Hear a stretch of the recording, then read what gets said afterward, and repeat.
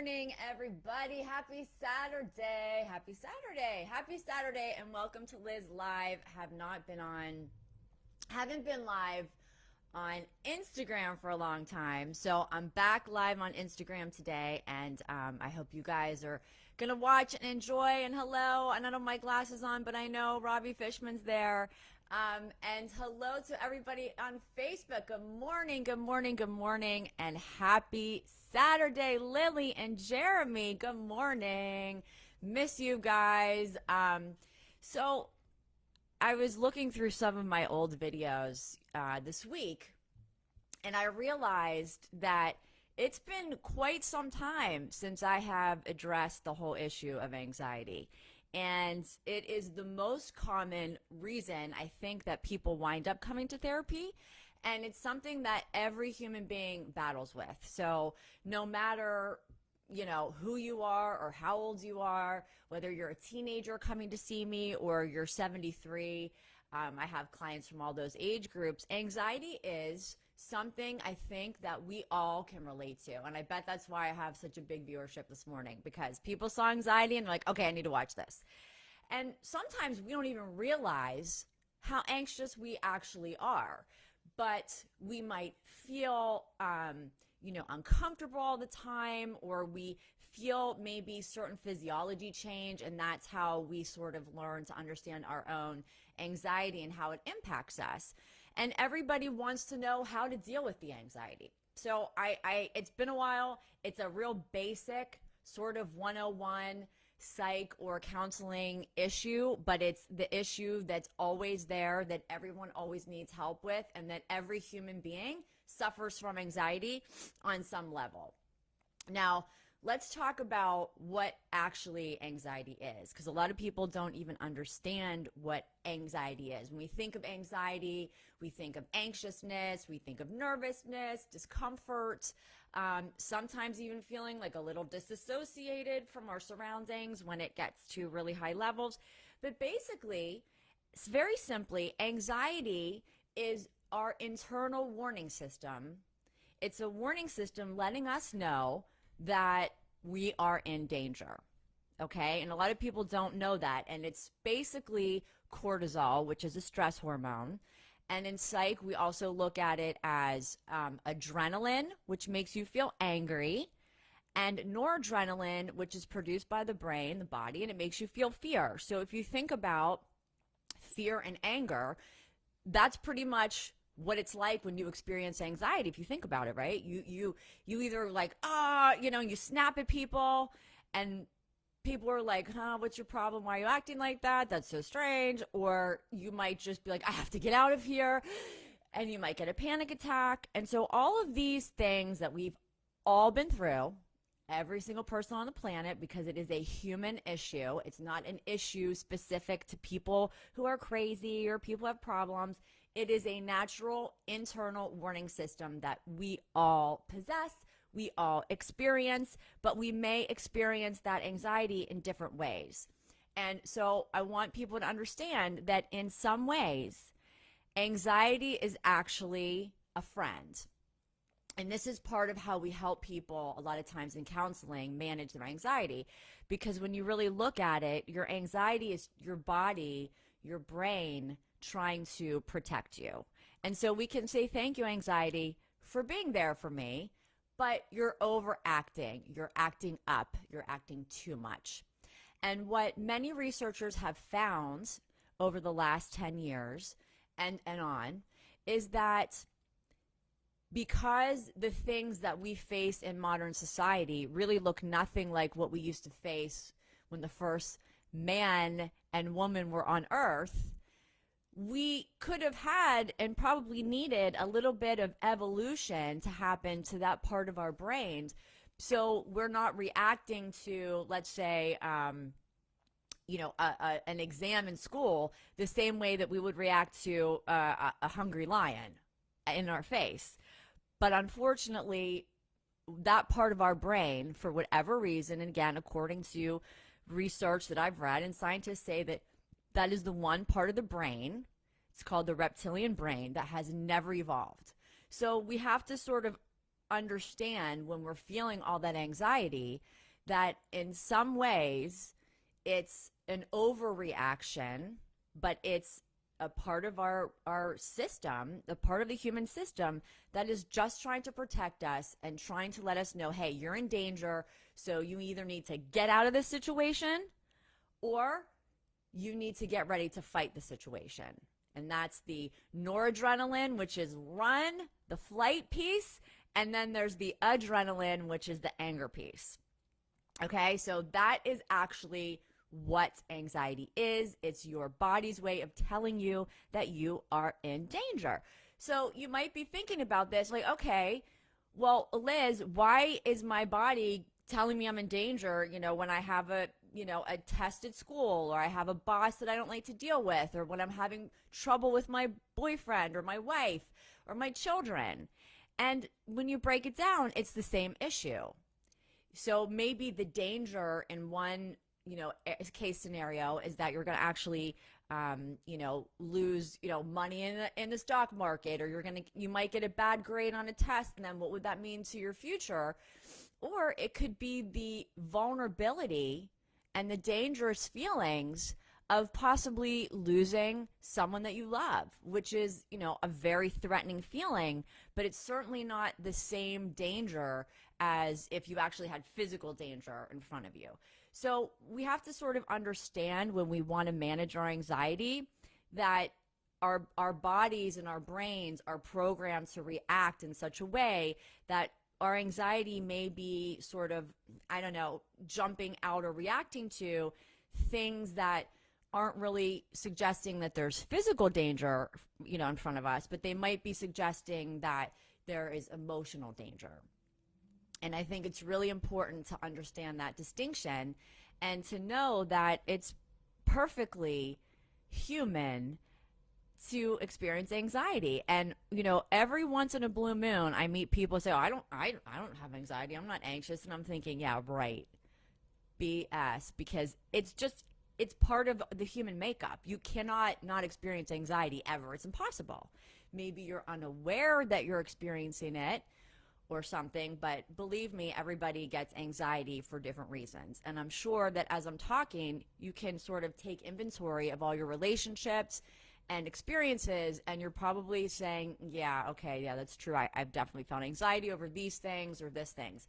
So we have to understand that, the step one of trying to manage the anxiety is to really understand how it operates in our system and why it sort of rears its ugly head when we wish it wouldn't.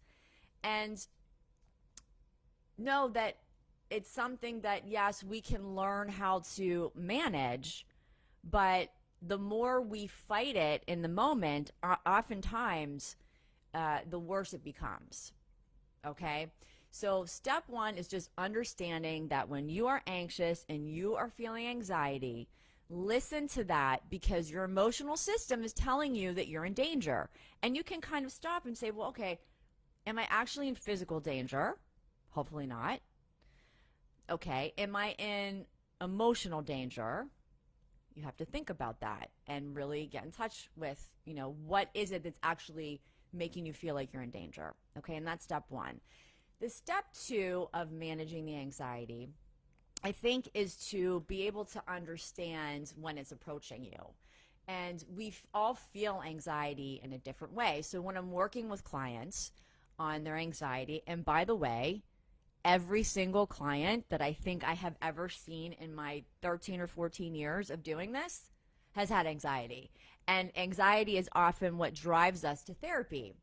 And if you look at the old school, like Sigmund Freud theory, his theory basically was that anxiety, yes, while it's a signal of danger or vulnerability emotionally in our lives, it's also a result of repressing all of the bad or negative things that have happened to us in our lives down.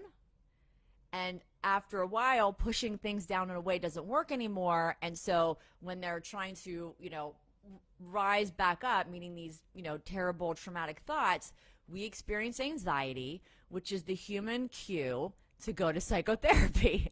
So, well, I think there's a lot of truth to what Freud said. I don't know that it's the only presentation that may, say to you, hey, you should go to therapy, but it's certainly a good sign that something's up. And a lot of our anxiety comes from, that might be the next question. So we have to learn to detect when it's coming, but we also want to learn, where is it really coming from? What is actually triggering this? And if we look at anxiety disorders as a whole, there's quite a few anxiety disorders that are recognized in the psychiatric psychological community. For example, general anxiety disorder, which is by and large what most of us experience. There are phobias, fear of leaving the house, which is agoraphobia. You've heard there's all a bunch of different kinds of phobias, afraid of this, afraid of that. But the one that's the most common that we all know about and hear about is agoraphobia, and that's people who are just petrified to leave the house. There is panic disorder, which is people who maybe don't have anxiety, consistently all day long, but all of a sudden they'll be laying in bed and boom, their heart starts beating really fast and their breathing then, of course, becomes labored and they start sweating and maybe disassociating and all of these different things, and they're having a panic attack. And quite often when panic attacks happen, especially to men always go to the ER because they think they're having a heart attack. It's just classic. Don't ask me why. That it just sort of happens that way. So understanding that also under the umbrella of all these anxiety disorders, phobias, panic disorder, is also post-traumatic stress disorder, PTSD, which is a very pop culture term now, being triggered and having PTSD. And so what is PTSD? Well, PTSD is an anxiety disorder. So it's in the same vein and the same family of what we're discussing today. And you can use this video whether you have PTSD or phobias or panic disorder or generalized anxiety or just situational anxiety. It's all kind of the same when you put it all together. So PTSD is post, right? So it's after. So post-traumatic stress disorder basically is exactly what it sounds like. That when something really traumatic, really horrifying, okay, traumatic means horrifying, too painful to be present in it, like watching somebody you love die, or witnessing something horrifying, or having something really horrifying happening to you. And that can be being in an abusive relationship. That could be abuse from childhood. That could be, again, witnessing abuse or witnessing crimes happening to others, and so on and so forth. But the reaction happens post, after the actual traumatic event. And the reason it happens post is because when things are that terrifying and that horrible to feel or witness, we tend to disassociate from the situation, meaning our body has this wonderful way of putting us into shock to actually keep us safe, and kind of disassociates us from the horrendous, horrible things that are happening in that moment so that we can survive them. But then once we become safe, or we're in a safe environment, boom, here comes the PTSD, the flashbacks, the anxiety, the panic, all of that. So as you can see, it's not a super black and white issue. It's something that, again, we all deal with, and male, female, young, old, everybody. I don't care where you live in the world.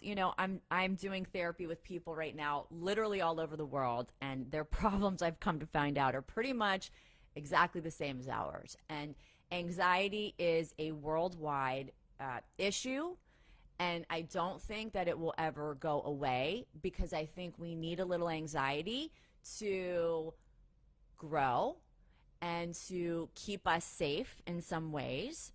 And I think what we have to learn to do, once we truly understand, hopefully after today, what anxiety is, where it comes from, and what causes anxiety, then we can have a much better grasp on how we're going to manage that anxiety. So the one thing I want to just add is when we're kind of wondering where exactly does it come from, there are a lot of people who I've worked with over the years that will say, I don't know where it comes from. I could have, a perfectly good day, and then all of a sudden, I start to feel like this panic coming on. And then there's other people who tell me, they just wake up anxious. And a lot of people know their triggers. Like, sometimes, not speaking your mind, so you have all this pent up, aggression or hurts, can cause anxiety. Sometimes you can just be triggered by something that was really stressful for you in the past. So, for example, a few years ago, I was attacked by a pit bull. And so even though intellectually I know that every pit bull is not going to attack me in the face, not only did the pit bull attack me, but it also attacked my sweet little Surrey back there. And it was very traumatic for me. So even though it was 3 years ago, and I know intellectually that every pit bull is not going to attack me and my dog in our face or whatever, I still have that post-traumatic reaction every time I see a pit bull, every single time. So I have to sort of be able to talk to myself in that moment and say, okay, Elizabeth, come on, just be safe, maybe walk the other way, but every pit bull is not going to attack you. And so it's taken me years to be, more comfortable with that because I experienced such severe trauma with a pit bull. So that pit bull is my trigger for sure. And it also happens while I was walking my dog. So when I'm walking my dogs, I'm now super vigilant about where we go and how we walk, and just, so those are all post-traumatic reactions to that one event that happened. And I think everyone can sit back and say, okay, yeah, like I have post-traumatic reaction to, whatever. I was somebody went off on me in the middle of, second grade, and it was horrifying. And so, I developed like a lot of anxiety around, teachers, or, I was bullied by kids. So I have a tremendous amount of anxiety when I see kids from my school. I hear that a lot. So all of those things are normal, natural reactions that we as human beings are somewhat out of control of. We can't really control what triggers us so much, but we can control how we respond to our triggers. And that's really the most sound advice that I could give anybody for dealing with anxiety. Okay, so if you guys have any questions so far, feel free to like throw them up on the screen. I see a lot of people watching on Instagram. Just go ahead and ask away. And if not, I'm just going to keep yammering on. Okay, so we get it now, right? We have it explained where it comes from, how it happens, what things can trigger it. Another big trigger I've noticed with people and anxiety is that a lot of times our anxiety is sort of, I'm going to say like a cover up. I don't know if that sounds too negative, but it's a blanket or a cover up for maybe a lot of other emotions that we may have going on inside that we don't really want to deal with. We might be really angry at somebody, or we might be really hurt, or we might be really disappointed, and we feel like we cannot communicate that to the source of our anxiety or to the source of our pain. And that alone makes us feel very vulnerable and very uncomfortable and can make us feel anxious. So a lot of times with therapy, a lot of anxiety reduction is just going through it with the therapist, and learning new ways of living that can, in general, reduce the anxiety. So I think we all have to kind of sit back when we're dealing with anxiety and ask ourselves, where do we think this is coming from before we ask the therapist? it's always great to go to therapists. It's always so helpful, and most therapists understand to some degree how to handle anxiety. And if they don't go to them, because that's just like so basic that everybody, every mental health professional should have some training or some understanding of how to deal with it. And if they don't go to them. But there are many different ways of dealing with anxiety that I have found are very, very successful with people who experience anxiety. Okay, so how do we actually get all this anxiety under control?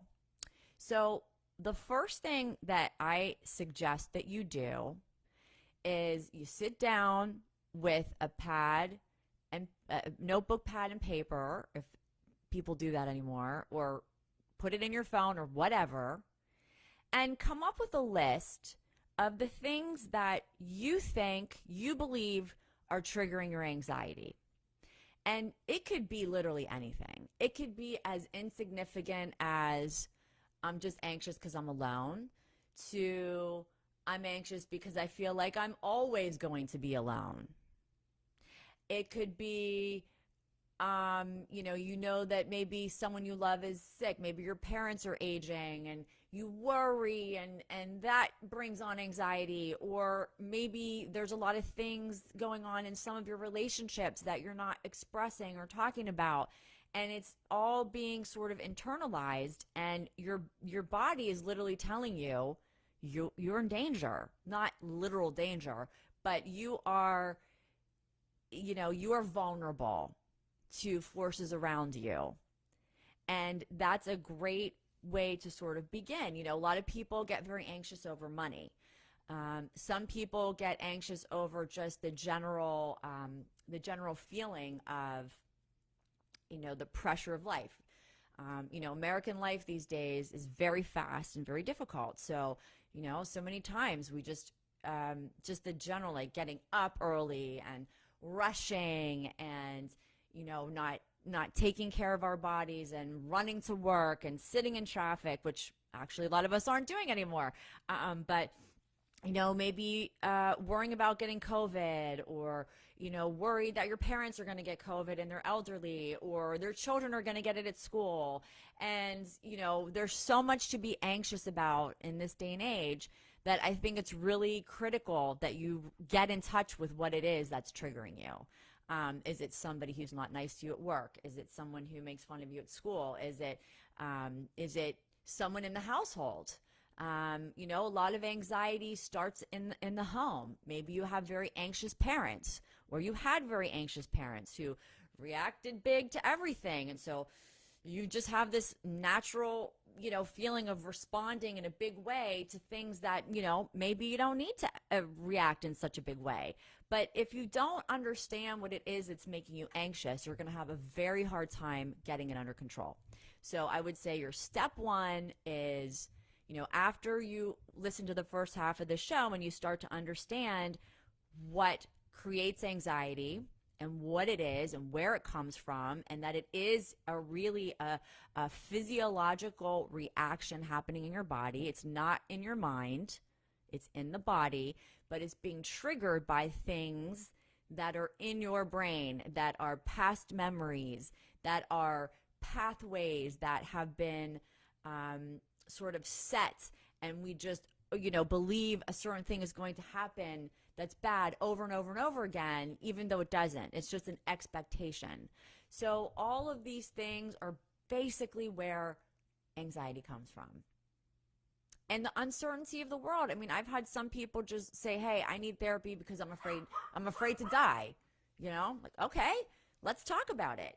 That's a very real concern for certain people. So don't be ashamed to look at what it is that's actually making you anxious, because I've heard the most, silly things, and it doesn't matter because there's a bigger story behind it. There's a bigger story behind it.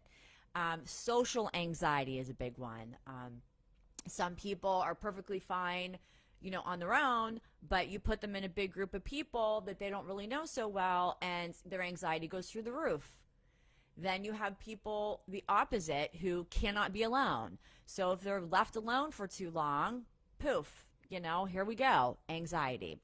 So take a really honest, in-depth inventory of the things that make you anxious and take a look at them, and then start sort of separating them in categories. So let's say, kids, pressure from work, money, whatever. Okay, all of the things that make us all anxious.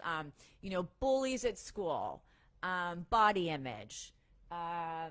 Oh my gosh, there's so many things that we get anxious over. It's like anything goes. Okay, and once you look at that, then you can sort of self-evaluate and say, okay, is this a reasonable fear? Is this a completely unreasonable fear? And is this something that I can deal with on my own? Or is this something that I need to reach out and get some professional help with? Okay, and let me give you some examples of that. So let's say, you have plenty of money in the bank, you have income coming in, and, you're solvent. But you are very anxious about money because of whatever. Maybe at one time you lost money, or you grew up without any money, or you're worried about your future, whatever it is. So you look at your bank, I'm anxious about money, but you look, your bank account looks pretty good. You're financially sound, you have a good income coming in. So to have anxiety over money when it's not actually a problem is something that hopefully you can recognize on your own and say, okay, all right, this is actually not something for me to be anxious about. And you might be able to calm your own self down by looking at that. COVID is a big one that I still see coming into my office, not as much as it was, but there's still a lot of people who are, really, really afraid of COVID, and they see it as a complete death trap. And they may have, they have often, their own reasons for that. Maybe they're around elderly parents, or maybe they have a certain condition that could make them more susceptible, or whatever. And, maybe they watch too much TV, too much news, and, they start, really seeing COVID as a like a definite and a death trap if you live your life in, what's sort of like a normal way.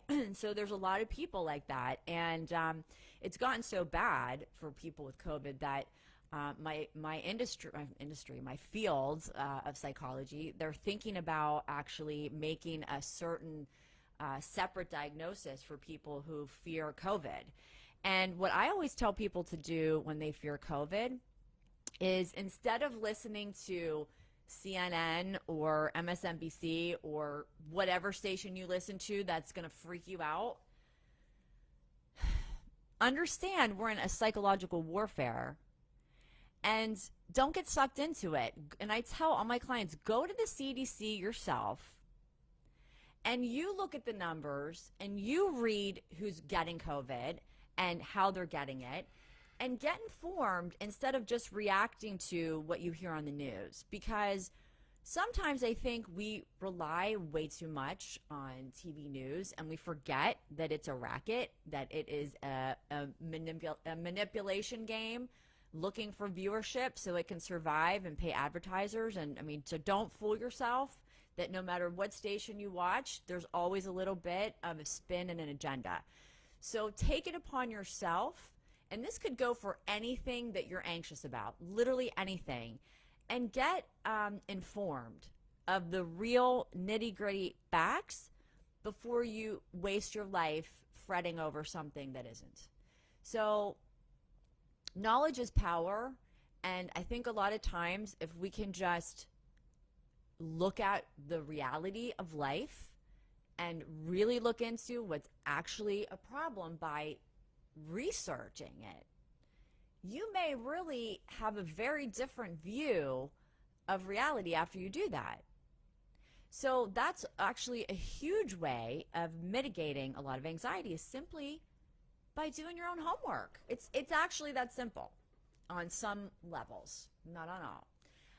When we're talking about anxiety that's stemming from mental illness, or that's stemming from trauma, or that's stemming from, a really, experience that you're living in that's extremely full of pressure or has some real legitimate legs to it, that's another story. And the times in my life when I have been particularly high anxiety, I have learned and adapted certain things that work for me to rid myself of that anxiety, and I'm going to share those with you, and I share them with my clients, and maybe it'll work for you, maybe it won't, but it's certainly worth a try. So what I hear from a lot of people is, oh, I had anxiety and the last therapist told me to just do deep breathing, and that's crap. That's BS. It doesn't work for me. And, to some degree, that's true, okay? Deep breathing alone is not going to get rid of your anxiety.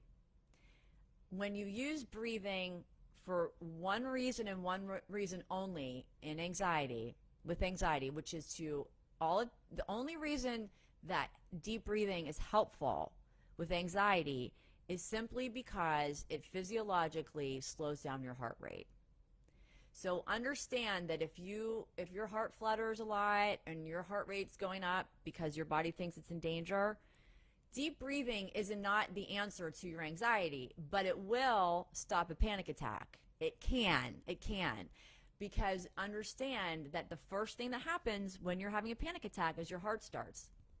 So we know that biologically, slow, deep breaths is how you bring the heart rate down. So just think of it if you're outside running, okay, and your heart beats really, really fast, and you have, a heavy breath, right, when you're running. Well, it's the same thing whether you're moving or you're sitting down. So if you have anxiety that's coming on, that's sending your heart rate up, it's not being sent up by exercise, but it's still being sent up by a message from your brain. And slow, deep breaths will slow your heart rate, and it can stop panic attacks. And I have used it myself. It works brilliantly and for me. And so I have a lot of clients that once they understand that, hey, this is not supposed to fix your anxiety problem, it's just supposed to lower your heart rate, then it can work in a much more effective way. Our expectation of it is realistic. That's all it's going to do. Okay? So that is always a go-to. That 99% of all therapists will tell you, just deep breathe, right? Another way to deal with anxiety that I really like is talking myself out of it. And this can be done in very simple ways. I'm a talker. I talk myself to death. I talk myself in and out of anxiety. And the way that I do it is, if I'm feeling really anxious about something, I first, try to lower my heart rate just with a deep breath or two. And then I ask myself, is there anything that I can do to change this situation right now in this moment? So in other words, if I'm anxious about, my mother being sick, is there anything that I can do right now that would make her not sick? Okay, my mother's not even alive. I'm just using this as an example. And sometimes there was, and sometimes there's not. So why get anxious over something that you have no control of? And why do we need to feel like we're in control of everything to enjoy life? Because that's like the biggest, lie to humanity. We are actually in control of like zero, nothing. The only thing we can control is ourselves, and we all know this, right? So when anxiety is coming at us, we have to understand that, well, did I do my best in this situation? Is there anything I can do to change the situation? Is this real, or am I reacting to something that is not real? And that usually will calm anybody down, because 90% of the time we are reacting to something that isn't real. let's go back to the pit bull example. Okay, yes, I was attacked by a pit bull. But is every pit bull going to attack me? No, they're not. And that's reasonable to believe. It is unrealistic and unreasonable to believe that every time I see a pit bull, I better run for cover because they're going to attack me, right? And in fact, that anxious behavior of freaking out when I see a pit bull and running could be the thing that agitates the dog, that might make him think that I'm dangerous to him and could attack. So definitely don't want to do that. So think about the things that make you really anxious and ask yourself, is this real, or am I kind of making this up and exaggerating this in my head? And most of the time we are blowing things up out of proportion, and we're stuck in the future of the what if this happens. And anytime you're saying what if this dog attacks me, what if my mom gets sicker, what if I don't have enough money next week, all of those what if statements, all of those things are exactly what is making you anxious. And you know you're now living in the future, which is where anxious people live. Anxious people do not live in the present, and anxious people do not live in the past. Well, maybe a little bit, but they're mostly living in the future. So they get worked up about things that not only are not happening, but haven't even happened and probably won't happen. So you have to, again, always be evaluating yourself. Okay, is this really going to happen? Is this really happening? I don't know is this even something that's definitely going to happen? And if it isn't, and you know that you're blowing things up and you're reacting to things that have not happened, you're completely wasting your good energy that you need to live in this world today. Okay, so what is this? Is this real?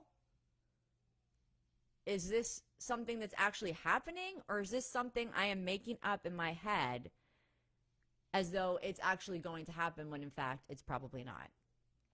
And that is a very good way of starting to mitigate panic and anxiety in the moment.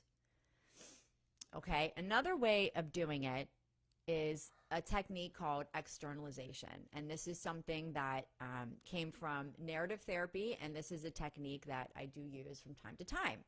And so externalization is sort of makes the idea that if you're anxious about something, that it's not you that is anxious. It's the anxiety that is sort of, attacking you, not you that's causing the anxiety. So the anxiety is this separate entity. We can even name it, we can name it the pit bull. We can name it,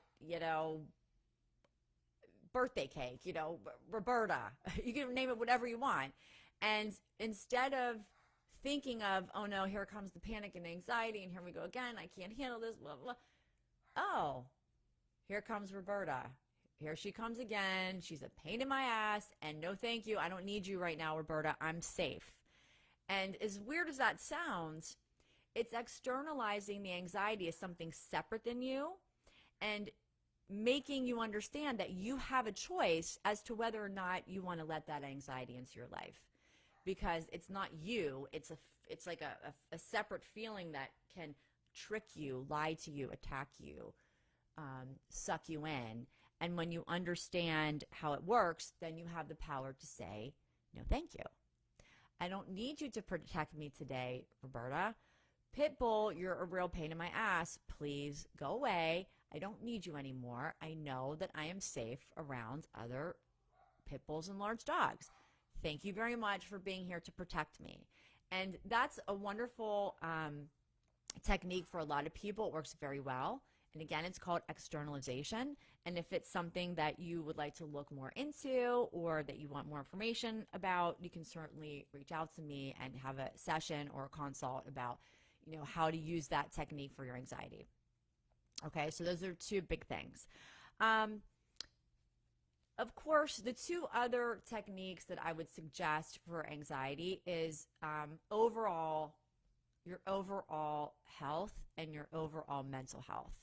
So a lot of times when we are not taking care of ourselves, we are overworking ourselves, we are running ourselves into the grounds, which is, American life today. We're running ourselves into the grounds. We're not taking care of our bodies. We're not eating properly. We're not healthy. And, quite frankly, if we're not healthy, then we're going to get anxious because our body is going to start sending us signals that we are in trouble, that our bodies are in danger, our bodies that we're sick. And that may come out as anxiety, but it's still an emotional warning to you that you better stop and take care of your body or else it's going to break.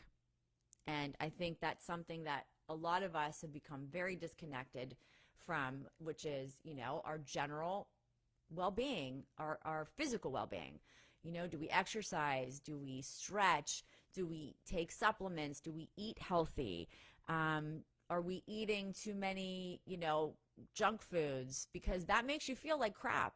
And that can trigger anxiety, as can a lot of, caffeine during the day and not enough water. And, those things 100% can send your body messages that you're in danger and that you need to take better care of your body. Okay.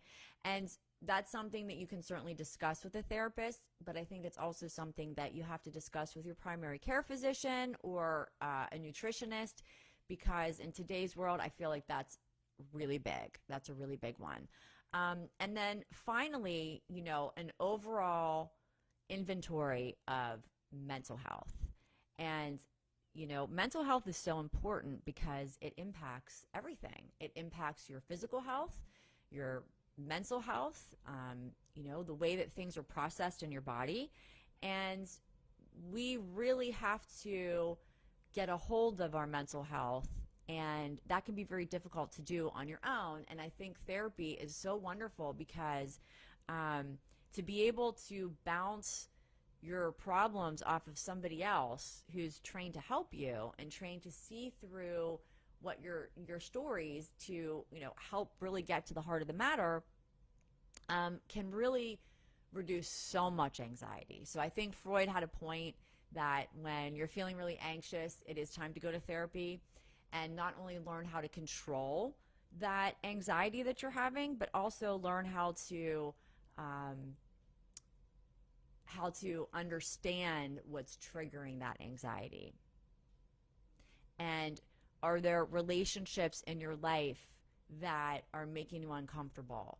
Are there things going on in your relationships that you don't know how to handle? Are your children out of control? Is your romantic relationship out of control? Are you confused and don't know what to do? Because when your mental health goes off, it tends to affect everything. It affects our physical health and our energy levels, and it can be a very vicious cycle. It can make us very depressed.